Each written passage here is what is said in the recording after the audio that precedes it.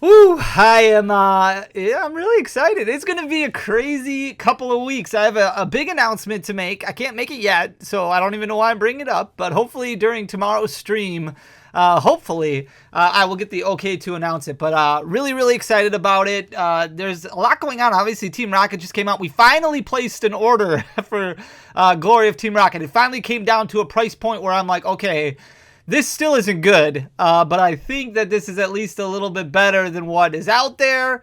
It allows us to sell boxes for like $125, which is still too much. We didn't buy many, but look for those on CorrosioShop.com. The link is in the description down below, but that's exciting.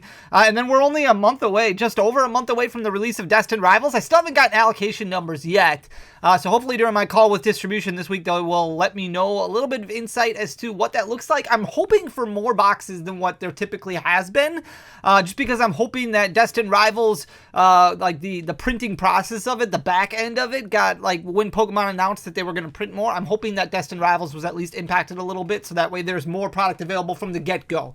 Obviously, we know it's going to be a tough set to get around MSRP, but things are getting better, and that's really exciting. Then we've got a lot of good content as we lead into summer. We've got Card Party at the end of June, the World Championships. I will be at the World Championships. Huge shout out to Pokemon for bringing me back to another world, so that'll be in August, and then we've got another Card Party in October. I don't know why I'm telling you guys my schedule. It's like the year's just going to fly by, though. But we're going to take a step back and look at probably the coolest cards, or my favorite cards that have ever been printed. And there's a lot going on in the Pokemon market right now. We've talked about it a lot. There's a lot of cards that are correcting, retracing, and that's really what happened during the pandemic as well. You see, and a lot of it was more with a lot of vintage cards as well, and then like full art trainers. But you see this boom, right? People see money to be made in Pokemon, and then they kind of take advantage of it. So that's why you have a lot of issues with people scalping at stores, lining up and buying out whatever product they can, so that way they can take it home and flip it on Facebook or Instagram or Discord or Reddit or wherever they do. Maybe they do pack rip streams. It doesn't matter, but the opportunity is there, and more opportunities present themselves. People take advantage, unfortunately. Same thing happened with singles. We saw a lot of singles get bought out, and you could see the manipulation happening right before your eyes. As long as you identified it, you probably did okay. But if you're relatively new to the hobby and all of a sudden you just see a bunch of FOMO happening and a bunch of buyouts happening, and you're like, well, I got to get this card before it blows up like crazy. I got to buy this illustration rare and this illustration rare because all the other illustration rares are mooning like it's nuts. Then the cards are probably a little bit lower, but they continue to drop. A lot of them, a lot of special illustration rares that we already talked about last week, illustration rares which we talked about the week before. There's some cards that this is not impacting. We talked about Hidden Fates. Hidden Fates continues to climb. A lot of singles, a lot of seal product. That Moltres, Zapdos, and Articuno Rainbow Bird, the stained glass bird, not the rainbow rare, but the stained glass bird promo that comes in the Elite Trainer box is over $50 now. That's insane. But I want to talk about alternate arts right now. Alternate arts, probably my favorite cards that have ever been printed. Not necessarily the Sword and Shield era alternate arts, although I do love them. But the Sun and Moon era alternate arts, which are absolutely gorgeous because they continue to climb.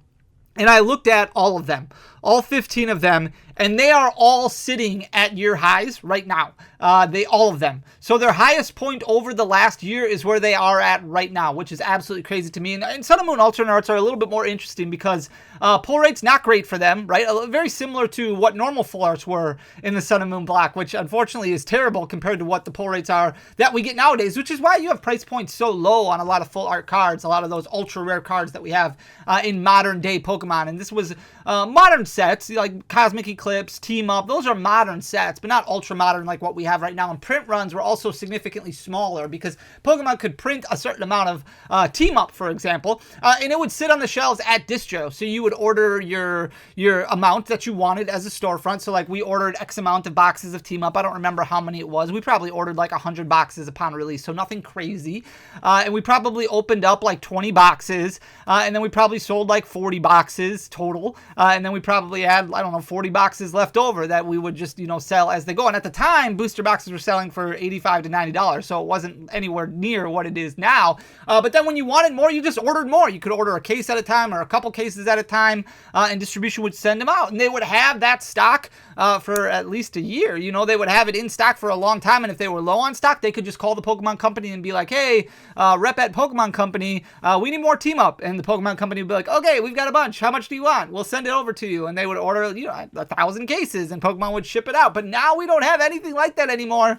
Distros are empty. Pokemon is empty. I don't know if Pokemon is really empty. I think maybe they have stuff, and they're just waiting to kind of spill it all over into Distro's hands, and I think they're building up. But we'll see. We'll see what happens. But because of that, print runs were a little bit smaller. They didn't have to do multiple print runs, 3 print runs, or anything like that, because it lasted so much longer, because the demand for Pokemon cards at that time was just nowhere near what it is now. So one would assume that the amount of Latias and Latios alternate arts that were printed in the team up era is far less than the amount of Umbreon VMAXs that were printed in Evolving Skies, which had like 4 print runs, like multiple print runs that continued to come out because demand was so much bigger. Because of that, you continuously have these alternate arts climbing and climbing and climbing, and you have a card like Latias and Latios that's sitting at a 1-year high of $1,732.23. I don't believe that this is an all-time high for this card.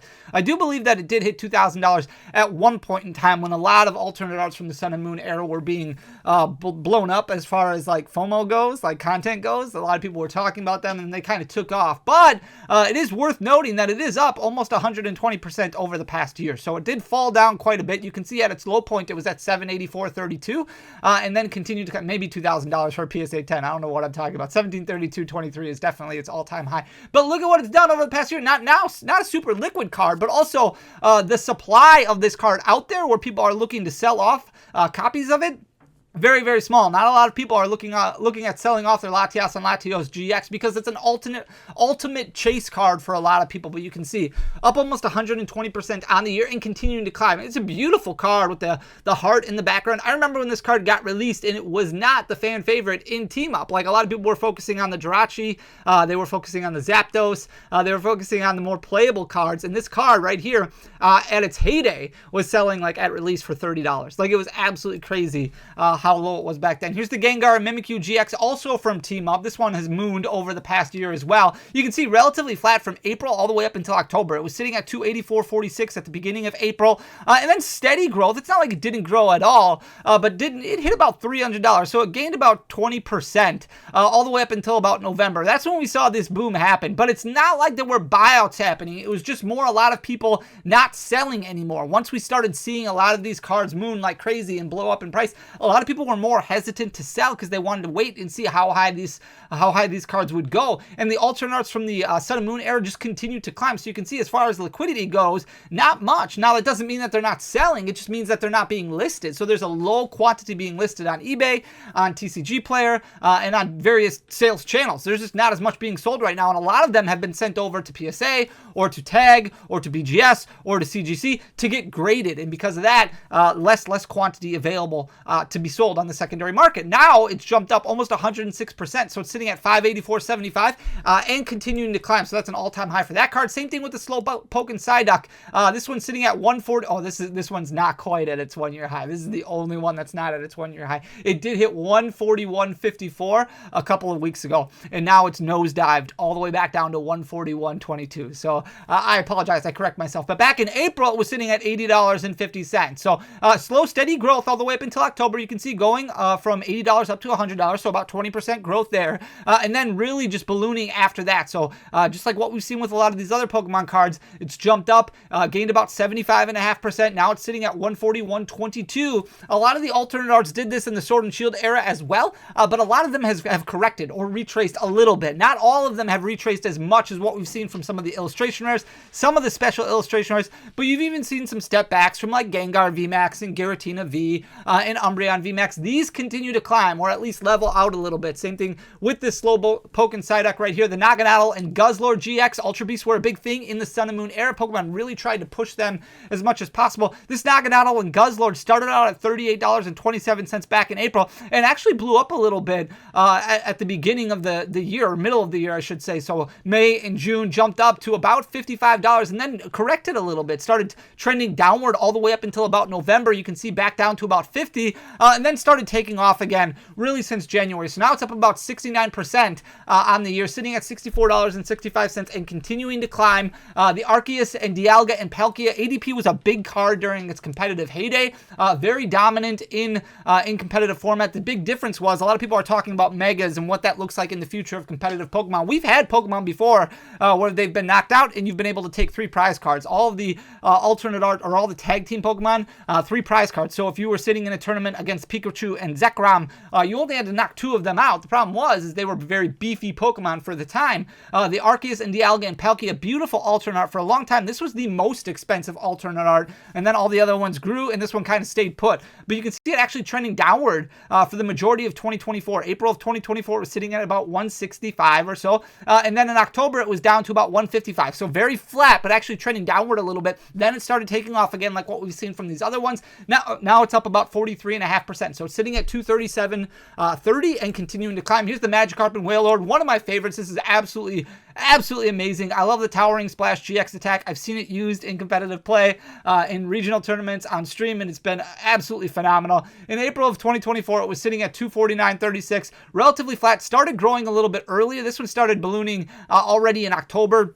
So a little bit before Surging Sparks even came out. The Surging Sparks is really the date where a lot of things went nuts. It's always interesting how it's a Pikachu set that has made the last 2 booms happen. So Vivid Voltage was the first one, and now Surging Sparks was this one. This one ballooned quite a bit, jumped up about 48%. Now it's sitting at 369.23 and continuing to trend up. Here's the Gardevoir and Sylveon, a beautiful card, a perfect tag team, really a perfect match.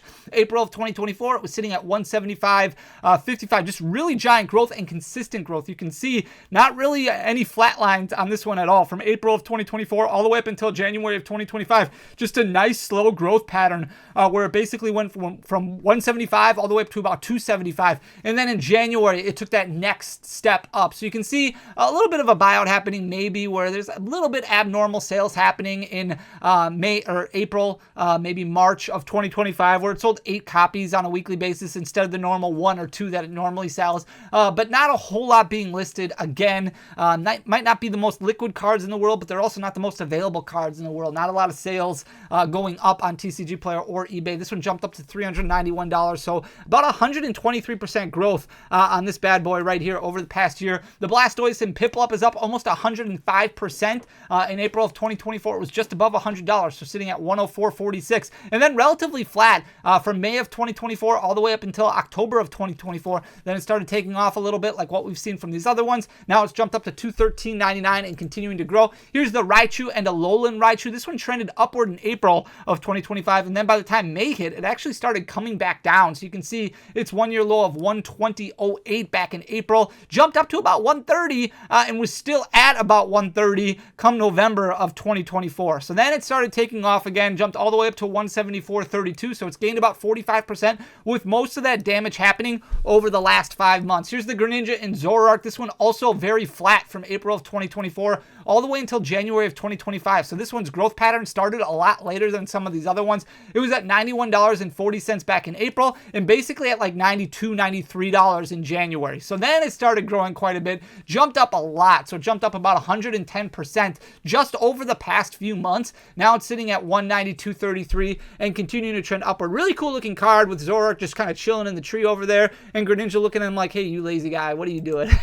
I'm so corny. April of 2024, the Mega Sableye and Tyranitar, very cool looking card, was sitting at $118.69. That was a 1-year low for this card. Started trending upward already in April, and then you can see in July of 2024 it kind of halted. So it hit about 150 and then started trending downward again up until January of 2024. It fell back down to about 140, so it lost about 10% and then started taking off again. Now it's sitting at 179.26, so it's gained about 51% over the past year, again with the majority of that damage happening over the last 3 months. Here's the Mega Lopunny and Jigglypuff right here from Cosmic Eclipse. Again, another really cool card. In April of 2024, this was sitting at $69.65. You can see this one got bought up a little bit in April. All of a sudden you had 16 copies sell, and then a couple weeks later you had 14 copies sell, whereas normally on a weekly basis it sells between 2 and 4, and because of that the price got manipulated a little bit. In April it jumped all the way up to about $110, stayed there for about a month, and then started trending downward and trended downward all the way up until November. So got up to about $110 and then fell all the way back back down to 80. So it lost about 40% of its growth, but now it's started to gain all that back and then some. So now it's gained 70% on the year. Again, with the majority of that damage happening over the last 5-6 months, now it's sitting at 118.44 and it's still moving up, which is very, very interesting. Here's the Rowlet and Alolan Executor. I don't know why. This is like my favorite one out of all of them. This is like my top. I say that for everything, but I think this is actually my top favorite, and that's good because it's like the cheapest one, but it just looks so cool. April of 2024, Rowlet and the Alolan Executor was sitting at $45.26. Like what we just saw, it started getting bought a little bit more, and then in July of 2024, it hit about $52, so it gained about 20%. And then lost most of that, lost about half of that up until January of 2025. It fell back down to about $48, then started taking off again. Not as much growth as some of these other ones, so it's only gained about 36.5% over the past year. It's still really strong growth, and it's not correcting like what we've seen from some of these other cards. Maybe it will, but it hasn't yet. So it's up to $61.81 right now and continuing to move up. Here's the Pheromosa and Buzzwole GX. I think we have one more left after this one. Same growth pattern as what we just saw. Some of these cheaper alternate arts from the Sun and Moon era got bought up a little bit and then retraced. In April of 2024, this was sitting at $32.84. Got up to about $37, so gained about 15%, and then fell back down. Lost another 10%, or lost about 10% on top of that, so it went back down to about $34, and then started growing. So this one only about 23% growth on the year, sitting at $40.41 currently, but that's a year high and continuing to trend upward. Here's the last one that we're going to look at, the Marshadow and Machamp. In April of 2024, this was sitting at $67.70. Went up a little bit, some slow growth up until October, and then fell back down a little bit when a lot of other stuff started booming. Fell from $76, $77 back down to about $66 or $67. So lost about 10% from October up until January of 2025, then started taking off again and did quite a bit of growth over the last 4 months. So it's up about 51% with all of that happening really over the past 4 months. It's jumped up to 103.44 and again continuing to move up, but still, again, not a whole lot of sales happening, but that's not necessarily because people aren't really interested. It's just because there's not a whole lot available, especially if you want to buy near mint copies. A lot of times on TCG Player, you'll see moderately played or heavily played or damaged cards. When it has a little bit more age associated with these, the ones that were in pristine condition, for a lot of those, they're going to be graded already.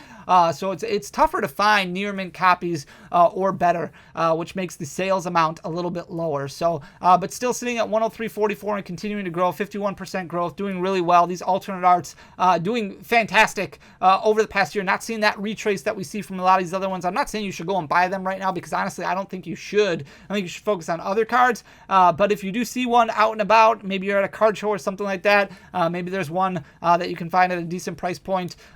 If you're in the budget for it, definitely pick it up. They're really cool looking cards, but obviously do the best for your collection budget. That's what's most important. So I hope you enjoyed the content. If you did, please hit that subscribe button down below. Subscribe button. I can't even talk. Leave a like, leave a comment. It goes a really long way for the algorithm. We'll be back tomorrow with a stream, and hopefully I'll be able to announce what I want to announce. It's not really that big of news. It's big news to me. So, but yeah, and then we'll have another video on Thursday and Friday, just a normal schedule. You guys are awesome. I love you. Thank you for everything. Thanks just for being here. I'll talk to you tomorrow. Until next time, peace.